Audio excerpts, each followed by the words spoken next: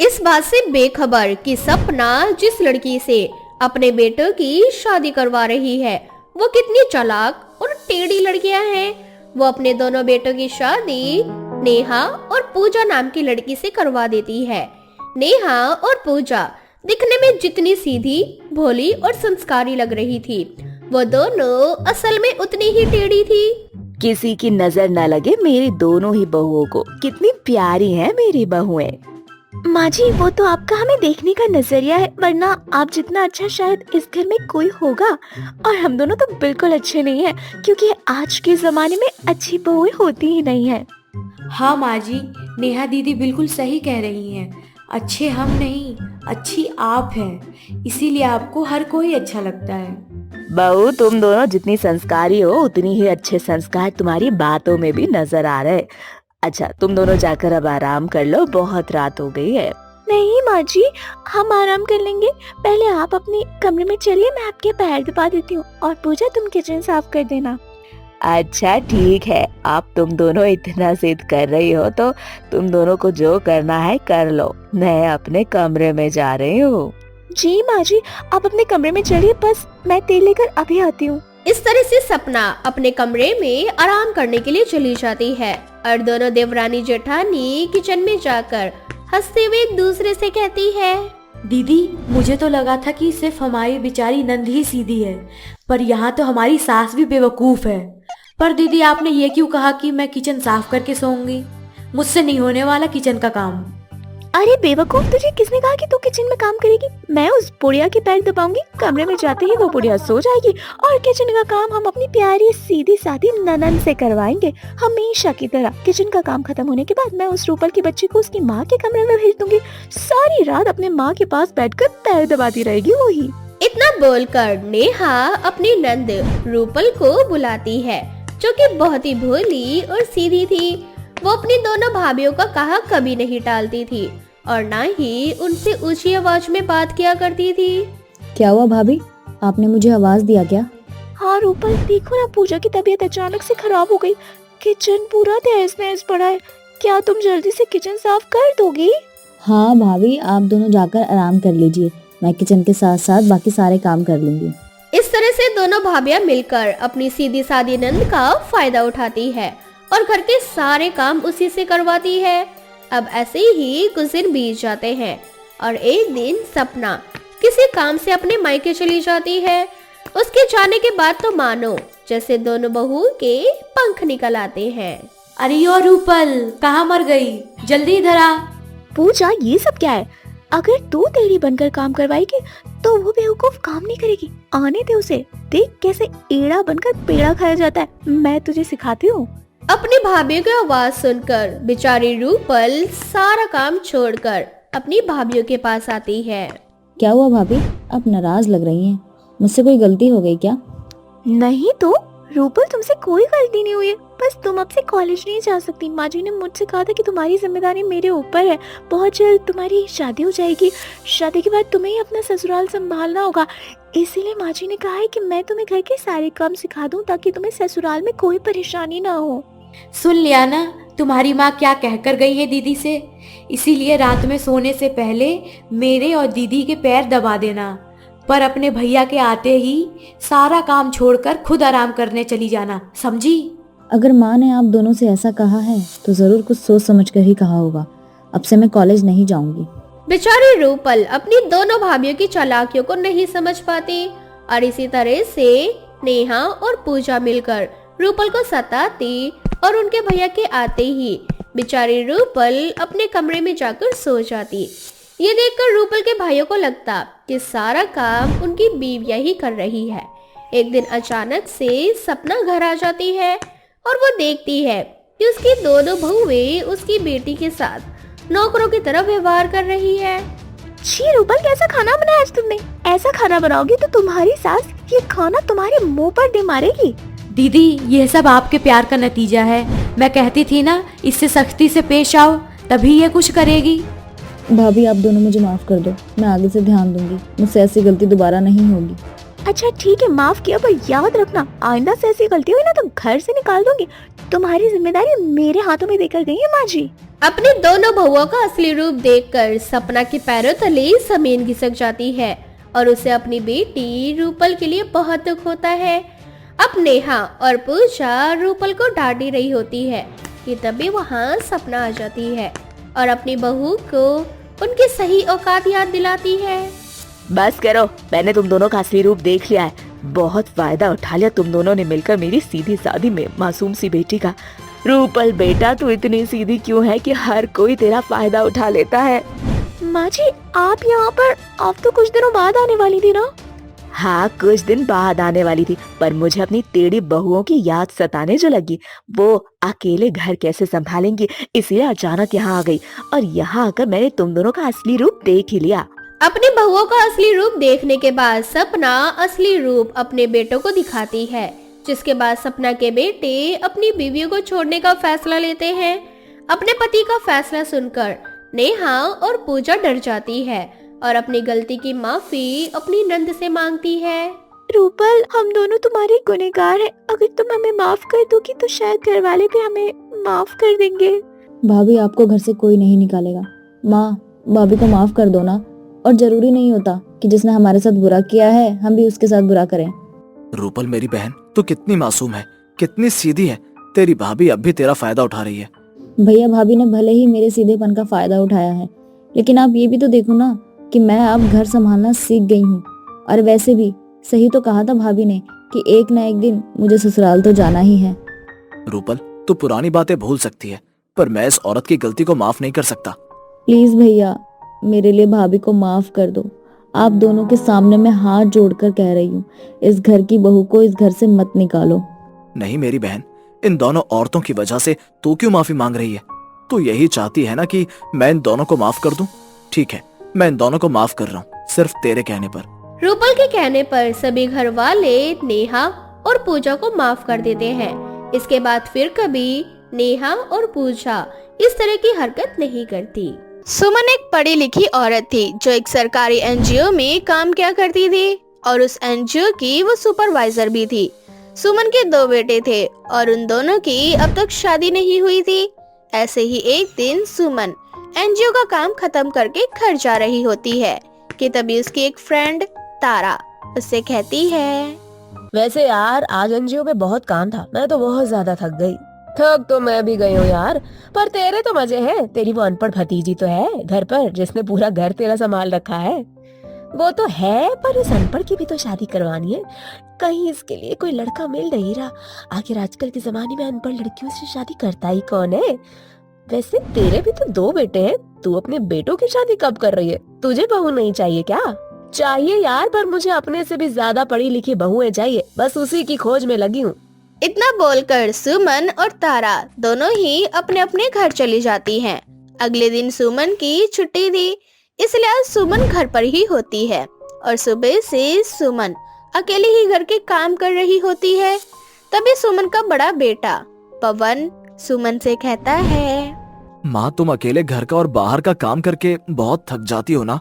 थक तो जाती हूँ, पर तुम दोनों नालायक भाइयों को माँ की चिंता ही कहाँ है। ये नहीं कि कोई अच्छी सी लड़की देखकर शादी कर लूँ जो तुम दोनों की माँ की तरह पढ़ी लिखी हो। माँ, सच में क्या हम अपनी पसंद की लड़की से शादी कर सकते हैं? हाँ, इसमें प्रॉब्लम ही क्या है? अगर लड़की अच्छे घर से है, सुंदर है, तो इसमें हर्ज ही क्या है? तुम दोनों अपनी पसंद की लड़कियों से भी कर सकते हो शादी, वरना मैं तो ढूंढ ही रही हूँ अपनी बहुएं। अगर ऐसी बात है माँ, तो अपनी बहुओं के घर आने का इंतजाम कर लो, क्योंकि आपके दोनों बेटे ने अपने लिए लड़कियाँ देख ली हैं। इतना बोलकर पवन वहाँ से शर्माता हुआ चला जाता है। ये देखकर सुमन को थोड़ा अजीब लगता है, पर वो उस समय उस बात को जाने देती है। अब अगली शाम को जब सुमन एनजीओ से घर आती है तो वो देखती है कि उसके घर में 2 लड़कियां दुल्हन की तरह तैयार होकर दरवाजे पर उसी का इंतजार कर रही है। अरे बेटा, तुम दोनों कौन हो और मेरे घर पर क्या कर रही हो? तुम्हारे कपड़े देखकर तो ऐसा लग रहा है जैसे आज ही तुम्हारी शादी हुई है। सही कहा माँ जी आपने, आज हमारा विवाह था आपके बेटों के साथ, उस हिसाब से हम दोनों आपके घर की बहू हैं। तो अब जल्दी से आप अंदर जाकर हमारा गृह प्रवेश करवाइए। हाँ माँ जी, क्योंकि हमारा गृह प्रवेश नहीं हुआ और जब तक हमारा गृह प्रवेश नहीं हो जाता तब तक हम घर में नहीं जा सकते। क्या तुम दोनों मेरी बहू हो? पवन, अशोक, ये सब क्या चल रहा है? मैंने तुम दोनों को थोड़ी सी छूट क्या दे दी? तुमने बिना मुझे बताए शादी कर ली। निकम्मो, अगर तुम दोनों मुझे बता देते तो मैं तुम दोनों की बड़ी धूमधाम से शादी करवाती। अगर आपको हमारे बारे में पहले पता चल जाता तो माँ जी आप अपने बेटों से हमारी शादी कभी नहीं करवाती। पूछो वो क्यों? वाई? वाई नहीं माँ जी, पूछो क्यों। माँ इंग्लिश में वही पूछ रही है। हाय रे मेरी मोटी बुद्धि, बस इसी वजह से हम कभी पढ़ नहीं सके। और दूसरी हमारी छोटी बहन जब ये हुई तो पढ़ाई से हमारा मन ही हट गया, और क्योंकि हम नहीं पढ़े इसीलिए हमारी बुड़बक बहन भी नहीं पढ़ी, और इस तरह से हम दोनों बहनें अंगूठा छाप ही रह गई। माफ करना माँ जी, हमें अंग्रेजी समझ नहीं पाए। अब जैसे ही सुमन को पता चलता है कि उसकी बहुएं अनपढ़ है तो उसके पैरों तले जमीन खिसक जाती है और वो बेहोश होकर वहीं गिर जाती है। कुछ देर बाद जब सुमन को होश आता है तो वो अपनी दोनों बहू को अपने पास देखती है और उन दोनों को अपने पास देखकर सुमन उनसे कहती है, no, both my daughters in law can not be illiterate. I must be dreaming. अरे लगता है कि माँ जी को दौड़े पड़ रहे हैं, पता नहीं कौन सी भाषा बोल रही हैं। माँ आप सपना नहीं देख रही, ये सब कुछ हकीकत है। और आपको तो सुंदर बहू चाहिए थी ना, जो होनहार हो। तो आपकी दोनों बहुएं बहुत सुंदर और होनहार हैं। वैसे भी आप ही तो हमेशा कहा करती थी कि आपके घर पर भी कोई ऐसी लड़की होती जो कम पढ़ी लिखी होती, जो पूरे घर को अच्छे से संभाल कर रखती, जैसे तारा आंटी की भतीजी रखती है। तुम सब अपनी बकवास बंद करो। मैं अपनी इन अनपढ़ बहुओं को कभी नहीं अपनाऊंगी। अरे जब समाज में सबको पता चलेगा कि पढ़ी लिखी सास की अनपढ़ बहू आई है तो मेरी क्या इज्जत रह जाएगी, सोचा है कभी? तुमने तो मेरी इज्जत की धज्जियां उड़ा कर रख दी हैं। इस तरह से सुमन अपनी अनपढ़ बहू को अपनाने से साफ साफ इनकार कर देती है। अब इसी तरह से कुछ महीने बीत जाते हैं, पर इन कुछ महीनों में भी सुमन अपनी अनपढ़ बहू को नहीं अपनाती। पर जब सुमन की दोस्त तारा को पता चलता है कि उसके बेटे ने शादी कर ली है तो एक दिन वो कुछ तोहफे लिए बिना बताए सुमन के घर आ जाती है। सुमन, तू बहू ले आई और तूने किसी को बताया भी नहीं। This is very wrong. पर कोई बात नहीं, देख मैं खुद ही तेरी बहू से मिलने आ गई। अरे तारा, आने से पहले एक बार बता तो देती। क्या बताती? वैसे भी आज मैं तुझसे नहीं तेरी बहू से मिलने आई हूँ। So come here my daughters in law. Suman की दोनों ही बहू को तारा की इंग्लिश समझ नहीं आती और इसलिए वो तारा का मजाक बनाने लगती है। माफ करना आंटी जी, पर हमें इंग्लिश थोड़ी कम आती है, इसीलिए अभी आपने जो बोला हमें कुछ समझ नहीं आया। और हमारी हंसी का बुरा मत मानिएगा, क्योंकि हम दोनों बहनों की तो आदत है बचपन से ही हर किसी छोटी बड़ी बातों पे हंस देने का। वैसे भी आप हमारी सासू माँ की सहेली हैं, इसीलिए हम आपके पाँव छू रहे हैं, तो आशीर्वाद देना हमें। निशा, आप तो जल्दी से घर रसोई घर में जाकर कुछ खाने पीने की चीजें ले, आंटी बहुत थक गई होंगी। सुमन की बहुओं की बातें सुनकर अब तारा भी समझ जाती है कि सुमन की बहुएं अनपढ़ है और बस यही वजह थी कि सुमन ने किसी को अपनी बहू के बारे में कुछ नहीं बताया। पर फिर भी तारा को सुमन की दोनों ही बहू का स्वभाव बहुत अच्छा लगता है और वो सुमन को समझाने की कोशिश करती है। सुमन, भले तेरी बहुएं अनपढ़ है, पर तू किस्मत वाली है जो तुझे इतनी संस्कारी बहुएं मिली है। अगर तू चाहे तो तू अपनी बहुओं को पढ़ा भी तो सकती है। अगर तुझे लगता है कि अनपढ़ बहू पाकर किस्मत चमक जाती है तो तू भी अपनी बेटी की शादी किसी अनपढ़ लड़की से करवा देना।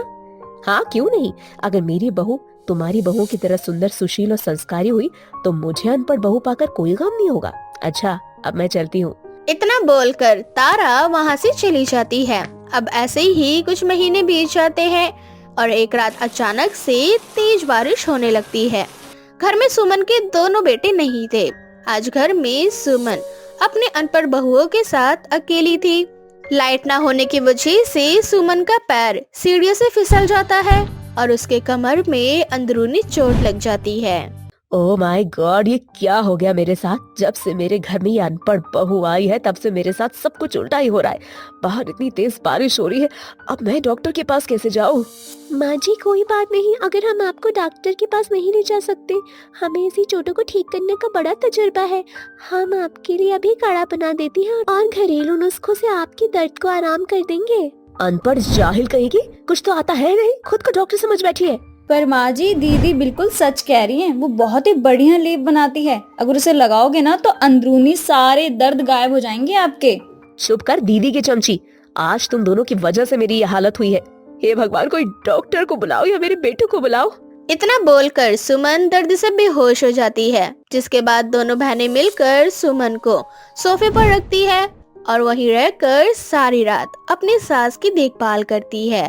अगली सुबह जब सुमन की आंखें खुलती है तो वो अपनी दोनों बहुओं को अपनी सेवा करते हुए देखती है, जिसके बाद सुमन को अपने कहे कड़वे शब्द पर अफसोस होता है और वो अपनी दोनों बहुओं से कहती है, मुझे कल रात के लिए माफ कर दो। मैं तुम दोनों को नीचा नहीं दिखाना चाहती थी, पर दर्द इतना ज्यादा था कि मैं बर्दाश्त नहीं कर पा रही थी। मैं सरकारी एनजीओ में काम करती हूँ, वो औरतों के भले के बारे में सोचती हूँ और अपने ही घर की बहुओं पर इस तरह के तीखे वार छोड़ती रही। माँ जी, हम जानते हैं आपकी सिर्फ जुबान ही कड़वी है, मन गंगा मैया की तरह पवित्र है। हाँ बहू, इसीलिए मैंने सोच लिया है, अब से मैं अपनी अनपढ़ बहुओं को पढ़ाऊंगी। इस तरह से सुमन अपनी अनपढ़ बहुओं को अपना लेती है और उन्हें पढ़ाने लिखाने का भी शुरू कर देती है। बहुत जल्द सुमन की बहुएं भी कुछ हद तक पढ़ लिख लेती है, जिस वजह से अब सुमन या उसकी बहुओं को शर्मिंदगी का सामना नहीं करना पड़ता। ये कहानी है भीमपुर गांव की।